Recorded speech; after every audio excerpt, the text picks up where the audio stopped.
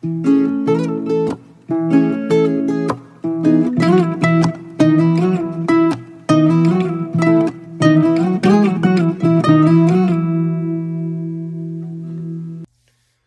up, everybody? Welcome back to another episode of We Can Learn a Lot Ethically from Batman. This week, we are talking about Pacific Rim. We're finally back on track after taking a bit of a break with Epic, but here we are. We finally got around to recording this episode. Great movie. I'm excited to talk about it. I don't know if great's the right word. Hey, it's great. I like it. It has its problems, but it's great. Yeah. I'd say it's great. Maybe I don't know though.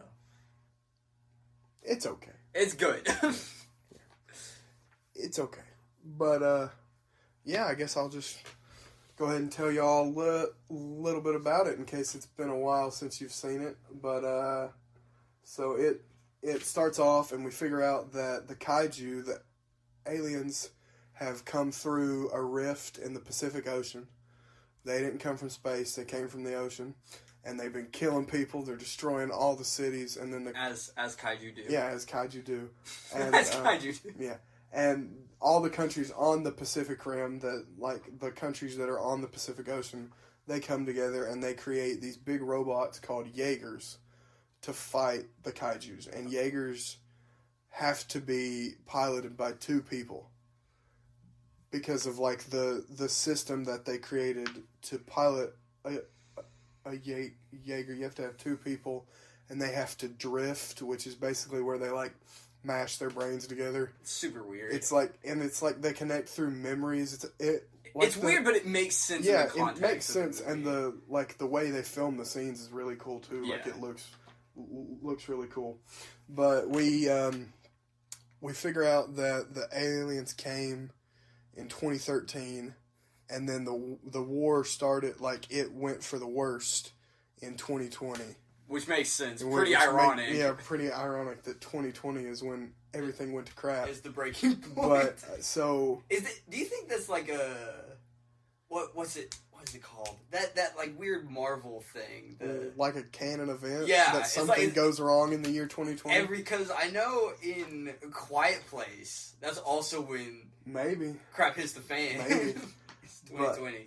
But, we focus on our main character, Raleigh Beckett, and his brother, Yancey. Which, you can never remember their names. Yeah, that's kind of a staple with this movie. I don't remember any of the characters' names because it doesn't really matter. No, I remember Raleigh's name because... Yeah, because of the one guy making fun of his name. Yeah, and also... Raleigh. I don't know what his actor's name, so I can't be with Idris Elba's character. Yeah. I just call him... Charlie Day's character. Yeah, it's just Charlie Day and Idris Elba. Yeah. But they get into their Jaeger, which is called Gypsy Danger. It's an awesome Jaeger. It's got a hole in the chest where there's a nuclear reactor. I think so, I'm pretty sure. But they go to fight this kaiju, and they fight it for a while, and they end up losing. I get losing halfway through the fight, and the kaiju swipes at the head of the Jaeger, which is where the pilots are, and it kills Raleigh's brother. And then Raleigh has to finish the fight. He ends up killing the kaiju and then piloting the Jaeger back to land by himself. Which had to suck. Which we find out later is really dangerous. Yeah, that had to be a big old bummer. do it by yourself is really dangerous. And he also was still connected to his brother through the drift when he dies, which comes back later. Yeah, well, we can talk about that later as well. But then we flash forward. I'm not sure how much time it is. Enough to build that big old wall. Yeah, so yeah. Maybe a year or so. Yeah. But the Jaeger program is being shut down because it's just not working. Yeah. The Jaegers are losing. Kaijus are getting too much stronger. That's not the right thing. They're getting bigger, they're stronger, they're evolving. Yeah. And so we figure out that there's one last effort. Marshall Pentecost, who's played by Idris Elba, he's making one last effort. He's pulling all the Jaegers back together to this one base in China to make one last plan to close the rift. And he has to go get somebody to pilot Gypsy Danger. Yeah. So he goes and talks to Raleigh, who is working on the wall. They're trying to build these walls around cities to keep the kaiju out. Yeah. And the wall's not working. The kaijus are just breaking right through it too. I like the scene when they're establishing that the walls don't work, and like the kaiju on the news breaks through the thing, and then you hear there's like pandemonium in the wall when they're watching it. And you can just hear one guy go, "Why are we building this wall?" Or like, "What are we building this wall for?" I just think that's really funny. Yeah, Marshall shows up to talk to Raleigh, who's like adamantly against getting back to Jaeger. He's no, thank you. No, thank you. I'm working on this wall. I can't do that again. Like, I can't get back into the drift. Yeah, like, it's too painful for it's him. too painful. And then Marshall gives him like a pep talk? Like a 2-second pep talk, and Raleigh's like, sure. Yeah, like, it goes, "Hey, do you want to do this?" "No." "Pretty please?" "Okay." Yeah. It's quick. It's pretty much it. And then they head back to the base, which, the base is where all the Jaegers are. There's one Jaeger that's the Russian Jaeger, and it looks exactly like you would think a Russian Jaeger would look like. It looks like a tank. Yeah. It looks like a tank, but not like an actual tank, if that makes sense. It's just like big and bulky. It looks like it's straight out of like Soviet Russia. Yeah. Like they just went back in time and just yoinked a Jaeger. Yeah, they just grabbed it. And then there's a Chinese Jaeger that has 3 arms, and it's piloted by twins. Or triplets. Yeah, there's 3 and they never really like explain how the drift process works with 3 people, but I've kind of always wondered. Like, I mean, they're triplets, so like I guess they've grown up together. But I always wondered how the drift process worked with 3 people. Yeah, it'd be weird. But that Jaeger's really cool. It's got 3 arms. Yeah. It's I awesome. like that one a lot. I think that one's my favorite Jaeger design out of it. Other than Gypsy Danger, because Gypsy Danger's pretty dope. And then there's the Australian mech, which is piloted by a father and a son. Yeah. Also cannot remember their names for the life of me. Yeah, I don't think it matters. You have it in your notes, so I can see, but I mean, yeah. It's just the Australian father and son. But Raleigh gets back, and he has to find a co-pilot because he doesn't have his brother, so he has to find a co-pilot. And the top candidate seems to be this girl named Malco, but she is the adopted daughter of Marshall. Malco, it's Mako. Mako. Sorry. Mako. But she's the adopted daughter of Marshall, so he doesn't want her to get into a Jaeger. Yeah. Because he knows how dangerous they can be. But after the process of trying to find a co-pilot, Marshall just gives up because he knows she's the only she's the only one candidate, that can work with Riley. So they get in Gypsy Danger and try to drift, and it doesn't go well. Malco goes off into her memories and like messes up the process and gets lost in her memories. And, like, the mech's going crazy. She almost blows up the whole base. Yeah. So they're... Gypsy Danger is not in the fight. They are not allowed to fight because things could go wrong. Yeah. So some kaijus show up. Wait, I have to go back. Charlie Day. No. We have to talk about him because of Hong Kong. I was really hoping you'd forget about it, and then I could just say Charlie Day's there as well. We have to talk about it. So he's this doctor who's working at, I think his name's Newt. Name's Newton, but they call him Newt the whole movie. It's just Charlie Day. Yeah. He's working at Luigi himself. He's working at the base, and he's a horrible person. He's awful. He has tattoos of kaiju on him. Yeah. Which is like the worst thing, because he's working against them, but he studies them and he's fascinated by them, but... Which is okay. That's fine. But he loves them too much. Like, he's got tattoos, knowing all about them and being fascinated by them isn't a bad thing, but like, the tattoos and like sympathizing with them is crazy. Yeah, like that's horrifying. But, so he tries to drift with a kaiju brain. Which is so... Literally, everyone in this story is like, don't do this. Don't do this. It's the stupidest idea ever, because drifting's a two-way street. Yeah. Like, yes, he can see what the kaiju brain has seen. Yeah, he but can, also the kaiju brain can see what he exactly, sees. and they're a hive mind, so now all the kaijus know where he is. Yeah. So he goes to Hong Kong to this black market ring for kaiju body parts and whatnot, and he's trying to find another brain. Yeah. Because the brain he had was damaged. So the kaiju come to Hong Kong to find him. Yeah. Which we never really get explained why they want to find him or what, and I thought they did. They never really find him either. They just kind of. I thought they wanted to get him and take him back to their maybe world. I'm not sure, but that's why the kaiju are in Hong Kong. Yeah. So the Jaegers have to go out there.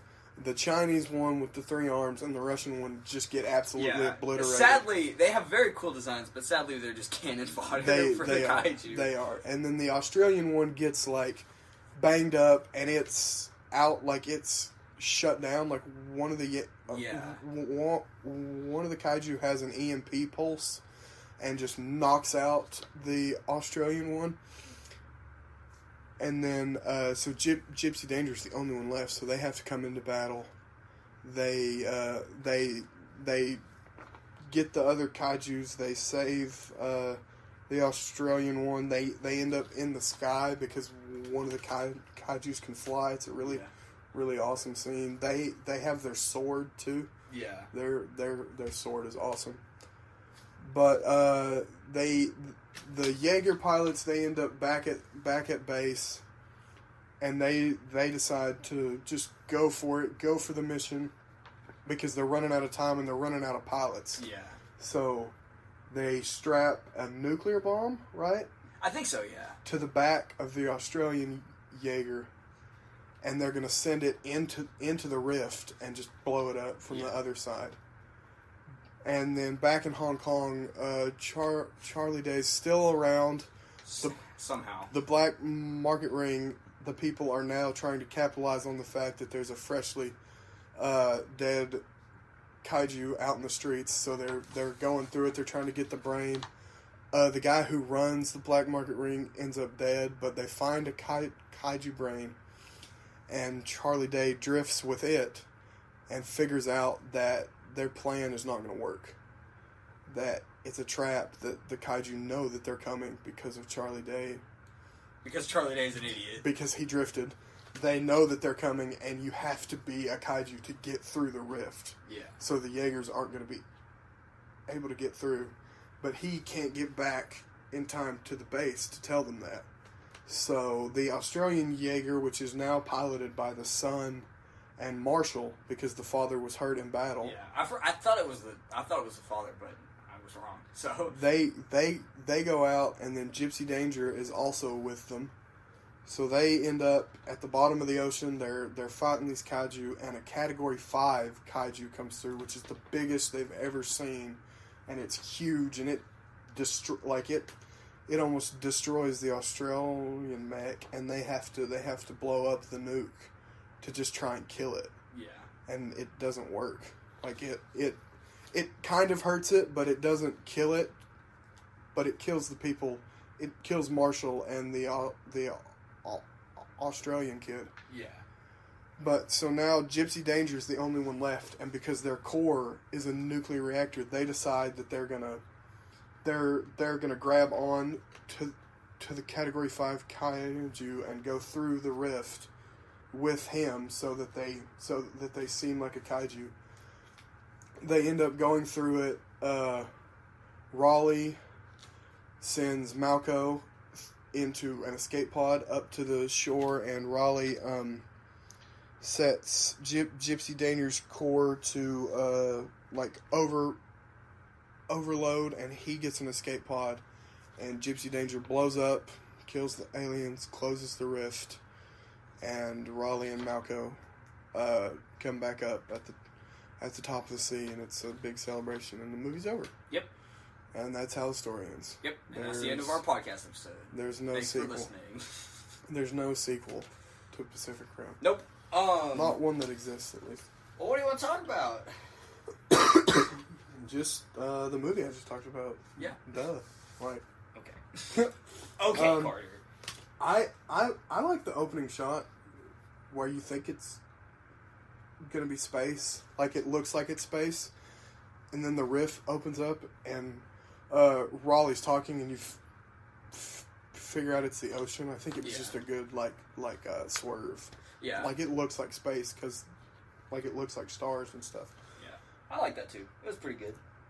What do you think of the beginning fight, like with not Mako, Rowley and his brother? I think it was really cool. Mm-hmm. I really like Gypsy Danger. I do too. I think it's, other than the 3-armed one, it's definitely my favorite. I think their arm cannon is really cool. Yeah. And their sword. Yeah, their sword is pretty dope too. I like the head. Yeah. I like the head. The head's pretty dope. Yeah. I like the visor looking thing. I just like the way it looks. Mm-hmm. I like it. I like that it's blue. Mm-hmm. The blue looks. It has a pinup on it, like a bomber plane. Yeah. Did you ever notice that? The pinup on it. Yeah, I like that. I think that's pretty funny too. I love the sense of scale. Yeah. Like how it moves is like, it's, you can just tell it's just big and just a big old thing and it's moving. It also looks like a robot. Yeah.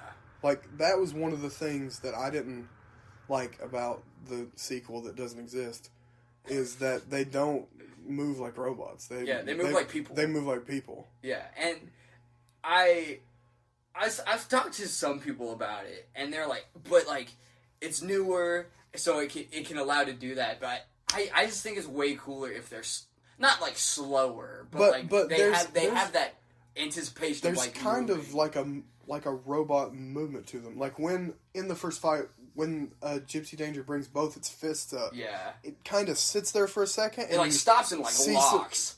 You see some like gears move, and then it comes down. And like it just the entire time I've been talking about this, I've been doing that. Yeah, because it looks like a machine. Yeah, like it stops, it locks, and it pauses, and then goes down, and like just like all the movements of like all of them, really, because like they all have that. I feel like it's such a hard thing to get right. I also love like just like the first time we see them to show us how big they are. We see the pilots get into the head, and then the head like slides onto the thing, slide down an elevator onto the rest of the body. Yeah, and it's huge. Like the head was already big enough. Yeah, like they're in there, and then it slides down, and the whole thing is freaking ginormous. Like I know it's not like a one person thing, but just imagine being in one of those. And, like, actually, like, making it move and, like, fighting stuff. Nope. That would be terrifying. That'd be so scary.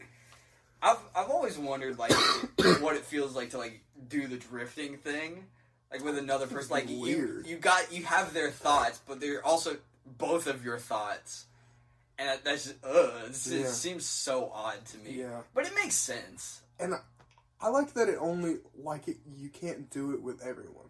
Yeah. Like, I like that concept that you have to be drift compatible with someone. Yeah. Like everybody can't do it, and that's why a pair is like so strong. A pair of pilots, that bond has to be strong. They work well together. Yeah, and I like that too. I didn't really thought that was a cool concept. Yeah. What do you think it felt like for Rowley when his brother got? I don't know. Died. Like when his brother got killed.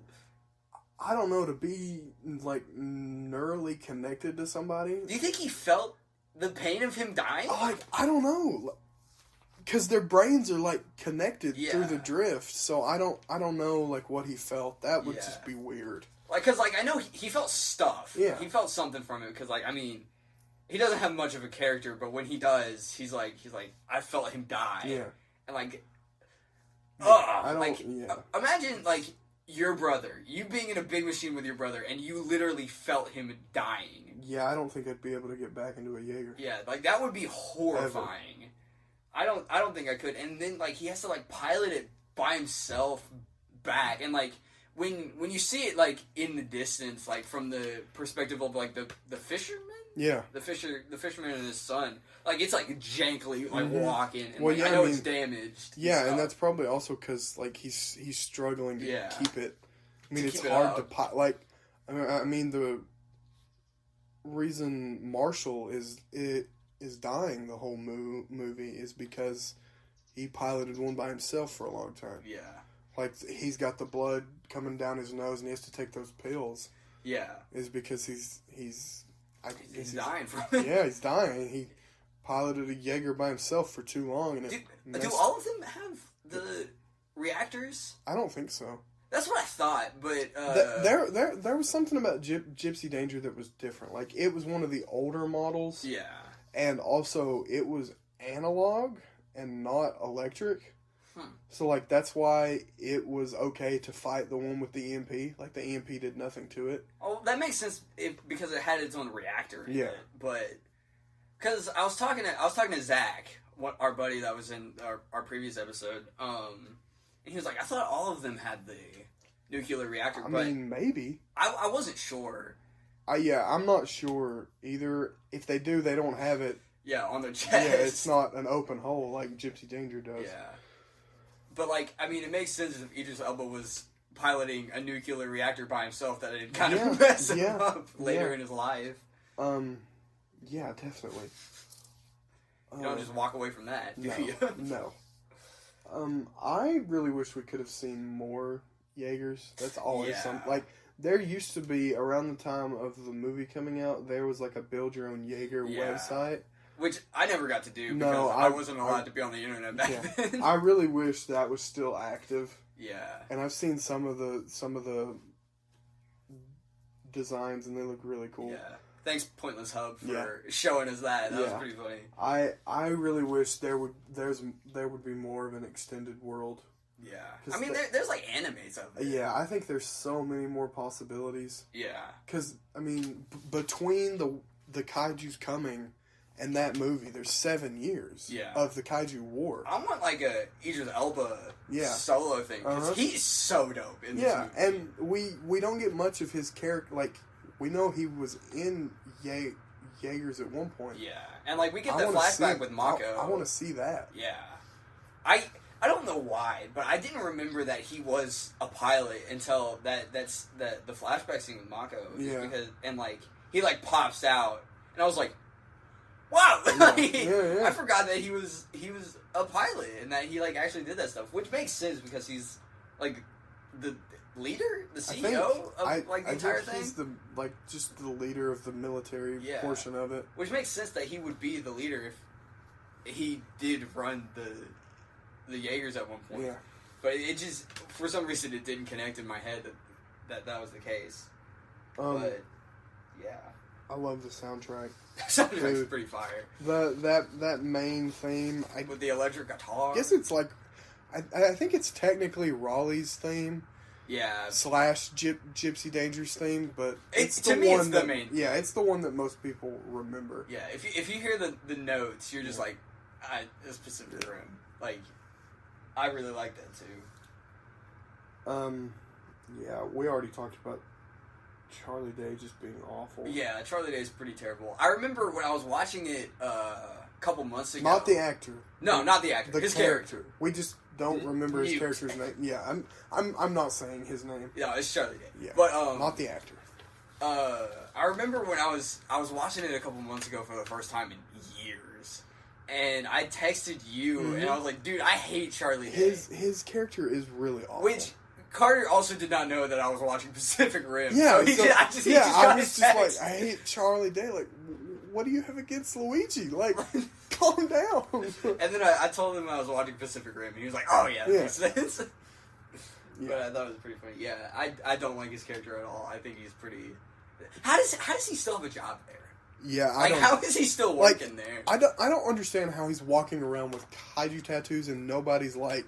How has he not gotten punched in the face? Like that would be like the equivalent of like somebody in the government, like in 2003, walking around with like Al Qaeda tattoos. Yeah, on. Like what the heck? That's not good. It's terrible. Like kaiju's at this point have killed hundreds and thousands of people. Yeah, probably even millions of people at this point. It's not okay. It's not okay. I get wanting to research them and thinking they're fascinating creatures. Yeah, because like there are some animals that I think are really cool, and like I'd like to know more about them, but like they're not responsible for cities getting flattened. Yeah, like yeah, that's having tattoos of them is just crazy work. Yeah, it's in really my wild. opinion. But yeah, it's just it's wild, and he seems so dumb. Yeah, he's drifting with a kaiju. Yeah, he's an and idiot. the rig he had set up. That thing was so jank. It was garbage. He piled together garbage he found in the basement of that that base. That looks like something my grandpa would whip together to like play some music or something. The way I put it was he used a redneck drift machine. Yeah. Like it looked like something you'd find at the state fair. Like you go into any junkyard in Tennessee and that's what you'll find. Yeah, busted up pieces and parts. He's bonkers when he comes out of the drift. Like his nose is bleeding, his eyes are like all freaking out. Yeah. Doesn't the other scientist drift with it? Yeah, he drifts with him the second time they drift. Yeah. But that's because when you do it with two people, it would share the load, so it wouldn't hurt him as much. Yeah. Still a stupid point. Oh yeah, still stupid. One of the best things to come out of the sequel was him being being evil. The sequel that doesn't exist. Him being the villain, which even then he's the story they use for him being the villain is still bad. It's pretty stupid. Yeah, it's still bad. But as much as I hate his character, I kind of like the side story with like the black market guy.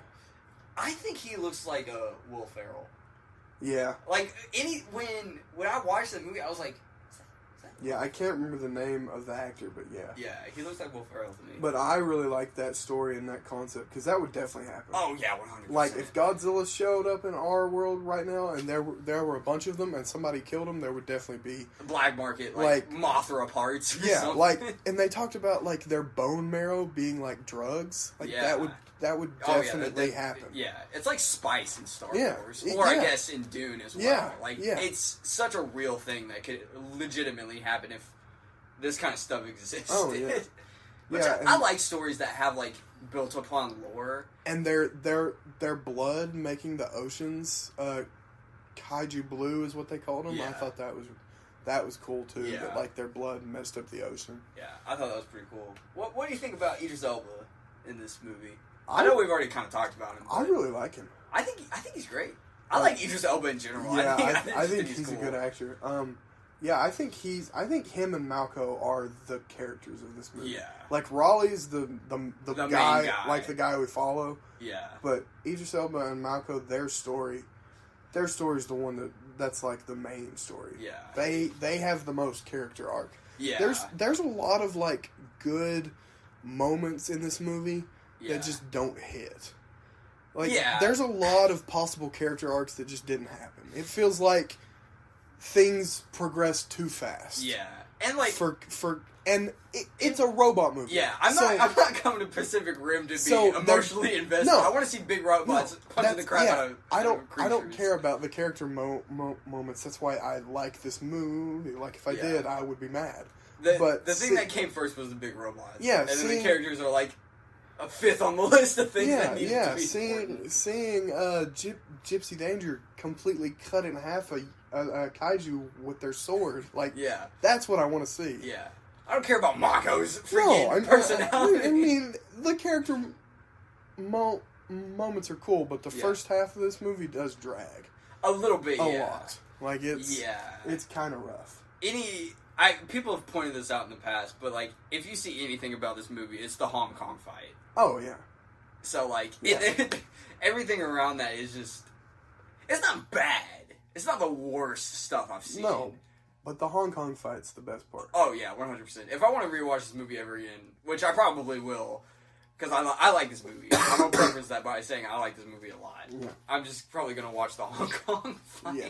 Yeah. I really like the moments where they have like the goofy like monster film moments, like when they're fighting the kaiju in Hong Kong and it barely pushes enough to start the Newton's cradle. Yeah. Like that, I just feel like that's something you have to have in a big monster. Like it just gets close, or there's one part where it just gets close enough to like nudge a post on the seashore and like a bird flies off of it. Yeah, I think that's just a moment you have to have in a big monster movie like this. Yeah, Like I said, I like the scale of this movie. You can just tell things are big. And I like that they switch between, like, it's not all from the bird's eye view of a human. Yeah. But it goes to a human to show you how big they are. Yeah. And then goes back to their view so you can see the fight clearly. Yeah. I like the part where he grabs the boat. Oh, yeah. And just freaking oils on the kaiju with it. It's super They also actually show you the fights. Yeah. Godzilla 2014. Thanks for that. Yeah. Just the door slowly closing. Yeah. On the Godzilla fight. That was me as I slowly left the theater. Yeah. Kidding, guys. But yeah, like they actually show the fights. Yeah, and I feel like it doesn't really have like shaky cam at all. Like it probably does, but like when I'm thinking of, but the fights are clear. Like it's not like you can't see what's happening. I like how they're at night too, which is a pretty sneaky way to make CGI look better. Look really good. That was something that I found like in my research about the movies, that they tried to have all their sets look dark. Yeah. Like even like the base, and when they're working on the wall, like all of this world kind of looks like really old and beat up. Yeah. But it's there's really bright lights on it to see the contrast of the color, and yeah, it does make CGI look a lot better if you do it at night. Yeah. That's something that the Venom movies did pretty well. Because, like, the Venom movies don't look bad by any means. But if the fights took place during daytime, it would look terrible. And the main fight in Pacific Rim 2 is in the middle of the day. Yeah, the brightest day ever. So, the CGI doesn't look bad in that movie. But it's definitely it different. feels like a different movie because it's in the middle of the day. Very different. In like a snowy landscape, so it's bright. It's the brightest day ever. Yeah. But yeah, I like that the kaiju get like bigger as it progresses. Like they're changing, they're learning. I also think it's really cool that they're drones too. Yeah. Just kind of like the Jaegers. Yeah, they're just fleshy Jaegers. Yeah. The aliens that make them, I guess. Yeah. Like we kind of see them being printed in one of Charlie Day's weird flash forwards. Weird viewing of the kaiju world. Or we kind of see their like DNA being printed, like a 3D printer or something. That's kind of what it looks like. It's like a one scene from Mickey 17, like when he's getting printed out again. Yeah, but. Yeah, I really like that they keep changing. I also like that they look like animals. Yeah. Like they're inspired by nature. Yeah. Like the one that looks like a shark. The one that looks like a gorilla. I like that one. The one in the Hong Kong fight. Yeah. Also the other one in the Hong Kong fight. That they said Del Toro said he wanted that kaiju to be able to do all three environments. Yeah. Like water, land, and sky. And I thought that one was really cool. Like the acid it spit and then it started flying.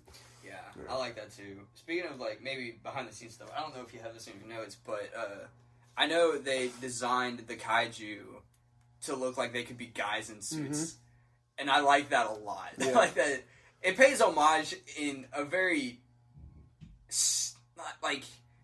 interesting way, I would say. Because like... Yeah. Old kaiju movies, they didn't have CGI back then, so it's just people in suits. It was the way that he wanted to pay homage to those films without copying the design. Yeah. Like, he wanted all the kaijus to look original. Yeah. But, yeah.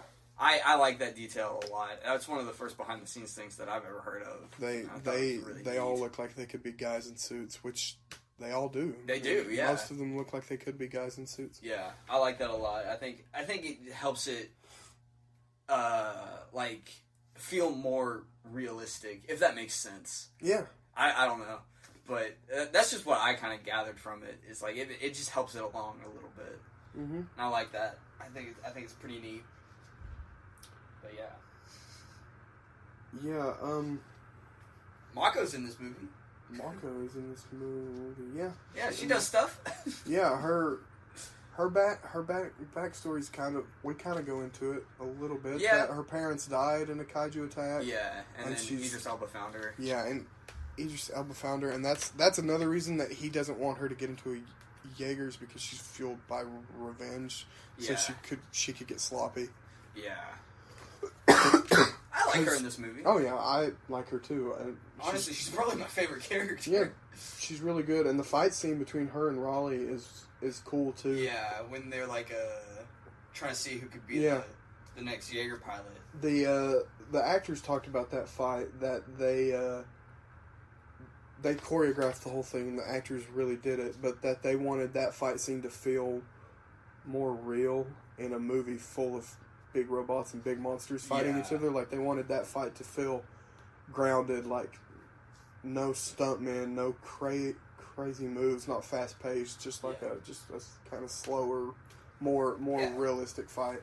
And I like that fight a lot. It is like you said, it is slower and stuff, and like your average 13-year-old boy would get kind of bored. Yeah, it's in the slower part of the film. Yeah. So at that part, you're kind of like, can we just get to robots fighting monsters? Yeah, but I think it's a sweet No, movie. yeah, I think it works out well. Yeah, and I think it's a good part. When Raleigh's like, I want her, and she's like, what? Like she even seems surprised that she or he wants to have her as his pilot lady. Mm-hmm. The other pilot. The co-pilot? The co-pilot. That's the word. That's the word. There we go. Thanks, Carter. Yeah, but I really like her. I think, like we said before, her and Marshall are really the main characters of this movie. Which is true. Raleigh's just kind of there. Raleigh's just kind of there. He's just there. He's having fun. Yeah, he's just kind of there. Emotional trauma, having fun. I also think the kaijus being, like, having categories is cool. Yeah. It makes them feel like natural disasters almost. Yeah, because like hurricanes have they have those. Have categories. Yeah, it makes it feel cool, and it's also a way to, like, gauge them, because, like, when the guy at Mission Control says that there's a Category 5 coming through the rift, you're like, oh crap, because they've never seen one, but it's like it's the first one, so you're like, oh, this thing's about to be massive. Yeah, and I feel like it's different if they're like, whoa, this one's bigger, or something like that. Yeah, but when there's a gauge, and like, we've seen 3s, we've seen 4s in the movie, and they're pretty big. Yeah. So when they say there's a 5 coming through, you're like, oh no. oh crap. Like, that's not good. Yeah. It's again just something that you wouldn't really think of, in my opinion. Like, I mean, I don't think I would have thought of this. No. Way before, because, like, I don't know. Or, like, it's just something that no one really notices, but when you do notice it, it's just like, that's super cool. Yeah, like, it's something that you don't notice being there, but if it wasn't there, it would feel different. You would notice. Yeah, you'd be like, oh, it's a bigger one. Yeah, like, it just wouldn't... Yeah, or like, oh, why can't he pilot a Jaeger by himself? It's just stuff like that. Yeah. And I like that kind of stuff. I like that when the nuke goes off, when they're under the water, that it blows the water back. Like, all the water is off the seafloor, and then it comes rushing back in. I thought that was a cool detail. Yeah. There. Yeah, I think that's about it on my thoughts. I can get into the... I mean, I could talk about some more things. Yeah, you got some more things? I feel so bad for the other pilots. They were just cannon fodder, and they were so cool, dude. They were cool. I liked them so much, even though I don't think a single one of the other pilots had a line of dialogue. I think the Russians maybe had, like, one. Still not that much. But the Wei-Tang triplets had no dialogue. You see them in the background, like, playing basketball or something. But, like, and that's it. Yeah, like, I wish they were a bit more expanded upon. You could see them do more cool things. The Russians did some pretty dope things, and like, the triplets did some pretty dope And stuff I get too. why they had to die. You had to raise the stakes. Yeah, raise the stakes. And that's fine. That's totally fine. Other movies do that. I'm not knocking that for that. But, like, I wish they were a bit more expanded upon and stuff. Yeah, but before they died. Yeah. And I like the fight at the end. Like, when they're underwater. I like underwater stuff, except for in video games. It's underwater video game. Pain in video game. But, like, I like underwater stories. I just think they're cool. And, like, with underwater, you can pretty much fly. Yeah. So, like, I know they don't really swim. I don't think the Jaegers can physically swim. Yeah. But it's still cool, and like I like that the gravity's more floaty without it having to be in space. Mm-hmm. And I just like that. The kaijus can swim, and I feel like that raises the stakes a bit more because they can move so much faster in the water. they're like that's their world. Yeah, and like I like that. I just think that's super cool. Like you said, the sword is super dope. Yeah, and that it can go like limp and kind of be like a whip. Like Yeah, it's like Byleth's sword from a Fire Emblem or Smash Bros. It can disconnect the joints and go kind of like a whip almost. Yeah, I like that. And my boy Idris Elba dies. Yeah, I know. Poor Idris Elba. They try to blow up the Category 5 and they don't even kill it. They don't even kill it. Well, Idris Elba will be missed, even though he's in so many other movies. He will be missed. He'll be missed in the sequel that doesn't exist. His freaking loser son in the sequel. That doesn't exist. It doesn't exist. That fanfic that we call a sequel. Yeah. Yeah. But, so the Jaeger base, I really like the base. Yeah. Like the way it looks. Big rooms are dope. It was, so the way it was intended to look was kind of like a castle. Yeah. But like in the modern setting, which I think they did, like the big open, like the big doors in the front of it are really cool. Yeah. I like the room with all the Jaegers in it. Like that's just and so you know sick. that room is, that room's gotta be massive. Oh yeah. It's like, crazy. To fit 4 Jaegers, that room's gotta be huge. Giant. I think it's funny because, like, I like stuff like this in movies, but when I'm in big rooms like that, I get so stressed. Oh, yeah, it freaks me out. Because like, what's going on? Like, some horrible thing could be happening in the upper corner, and I would never know. I remember a pretty distinct memory for me is I went to the Atlanta Aquarium, and there's like the room with the whale shark. With the whale shark? Yep. I don't even know. Freaks me out. I don't even know why. It's just a thing. It's just so scary to me. Too big. It's too big. There's too much water in there too.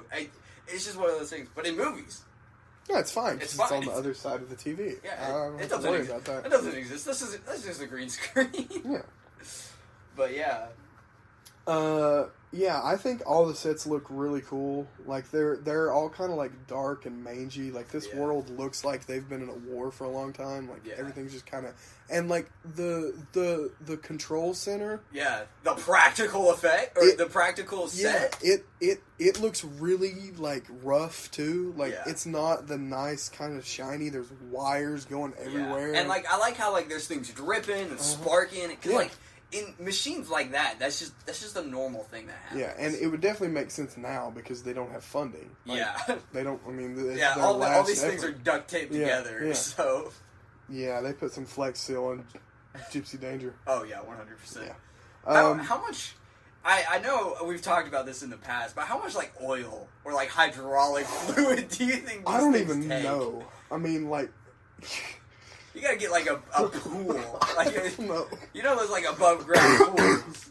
He's gotta have like that much oil. I mean, it took a lot of money. I mean, all of these countries pulled their resources to make these. Yeah, that's just crazy to think about. Because like, I don't know. Like I work on motorcycles, and like you don't put a lot of oil in them, but like they're still like machines. Yeah, and just a machine that's what like 15 stories tall and like it's giant. That's moves so much. I would have to be crazy stuff. I just think it's an interesting talking point. The arm can't move. They just get a big can of WD-40 to spray on it. It's like one of those like oil cans from like the 50s. Yeah. That'd be funny. But yeah, I really like the sets and how all of them look dark, but they're all lit up by like bright lights, so it looks really cool. Most of the sets were practical. Yeah, obviously, other than like the big room. Yeah. Well, like the lower part, like where the actors walk, that was real, but behind them was a screen. And all of the Hong Kong scene was real. Yeah, they had about 400 extras that day just walking around doing. Dude, I can't believe they made a big Jaeger to actually like walk through Hong Kong. That's crazy. It's crazy. It's crazy. Yeah. But Charlie Day just talked about like being on that set and it feeling so like huge and there's so many people there. He joked and said that the budget for the Hong Kong set was equal to the first 4 seasons of It's Always Sunny. Nice. I was like, yeah, and he just talked about like the huge scale of the sets that Del Toro wanted most of it to be as practical as they could be. Yeah. And the Jaeger like the cockpit is real. Yeah. Which is wild. So dope. Like seeing like behind the scenes footage of them, like they're like actually in rigs, like doing that. They are in rigs. They're connected in their backs and like on their arms, like they really are, and their feet are in those like the walking things. Yeah, so they're really like having to move themselves to do that, and they're being pulled and thrown all over the place. So everything that happens in the Jaeger helmet, it pretty much happens, is happening to the actors. So they're being like. They said it was the most like physically demanding thing they'd ever done because you're having to work against the resistance of those of the rig you're in. Yeah, it's crazy, and that could have easily been done with CG, but it looks so much realer. It looks so much better with it not being CG. Yeah, and the scene where Malco's drifting and it like kind of goes wrong, and she walks out of the cockpit onto the road. Yeah, that happened. Yeah, they built a set, like they built a ramp that came out from the head that looked like the road, and she just kept walking, and they turned all the lights off in the head to where it was completely dark, so you couldn't see Raleigh, and the first shot is just on her feet, so she's just walking, and then they like piped in all the snow in the ash, so it looked. It's just so cool that they did that. Good. What do you think of like their armor that they wear? Oh, it's awesome. I think it's super dope. I like the suit up scenes. Yeah, and the thing that they put on their back. Yeah, like the big panel they put on their back. Yeah, I like how they're like. I could imagine it'd be so scary to get like screwed in because like they're locked into these things. They are in that Jaeger for better or worse. Yeah. They are stuck in that Jaeger. Yeah, well, not stuck. Wow, Riley's brother was definitely not stuck, but but I like the suit up scene like where they're putting on the panels and like screwing it on and screwing it in, and then they're like setting stuff on and more stuff and more stuff and more stuff. It's just.